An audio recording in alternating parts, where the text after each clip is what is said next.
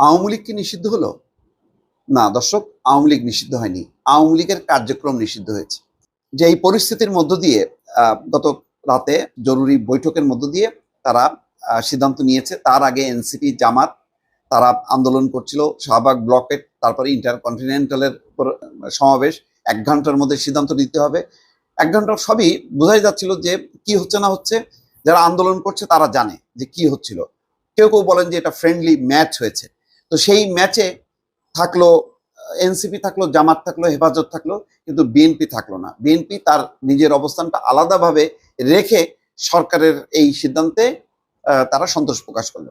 কিন্তু আওয়ামী লীগের বিচার, অর্থাৎ আওয়ামী লীগ কিন্তু নিষিদ্ধ হলো না, আওয়ামী লীগের কার্যক্রম নিষিদ্ধ হলো বিচার না হওয়া পর্যন্ত।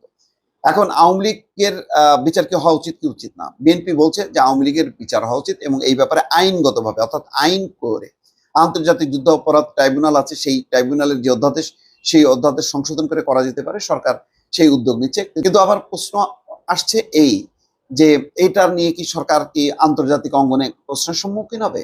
আওয়ামী লীগের কার্যক্রম তো এমনিতেই নেই। আওয়ামী লীগ কি বাস্তবে কোথাও মিছিল, সমাবেশ, মিটিং করছে অন্যান্য রাজনৈতিক দলের মতন? সেটা তো করছে না।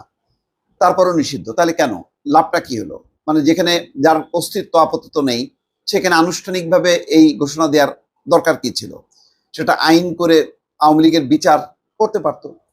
তো সেই সময়টা না নিয়ে এই তড়িঘড়িভাবে এই প্রশাসনিক আদেশটা কি এমন দরকার ছিল? কেউ কেউ বলছে ওই যে আব্দুল হামিদ চলে গেল, এর ফলে ক্ষুব্ধ হয়েছে। তো আব্দুল হামিদের যাওয়া এটা হলো সরকারের একটা আইন শৃঙ্খলা জনিত ব্যর্থতা বা প্রশাসনিক ব্যর্থতা।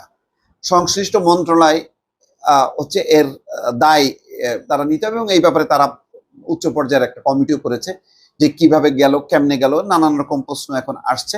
কিন্তু তিনি তো চলে গেছেন। আবার যিনি বাসায় অবস্থান করছেন, যার বিরুদ্ধে তেমন দুর্নীতি, টাকা পাচারের অভিযোগ নেই, সেই সেলিনা হায়াৎ আইভীকে আবার আটক করা হলো।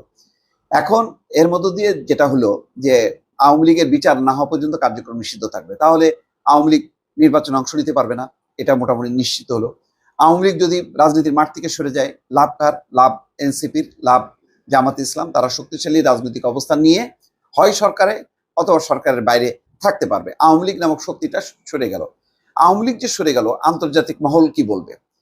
সরকারের প্রেস সেক্রেটারি বলছে যে না, তাদের ব্যাপারে কোনো মানে বিশ্ব কোনো এমন কোনো দরদই না যে তাদেরকে রাখতে হবে। রাস্তায় নেমেছে কারা? নেমেছে এনসিপি। কিন্তু এনসিপির সেই সংখ্যাটা ছিল খুবই কম। এনসিপির সামনে ছিল, পেছনে শক্তি জমায়েতটা করেছে সাংগঠনিকভাবে নেতা কর্মী দিয়ে, সেটা হচ্ছে জামাত, তারপরে হেফাজত।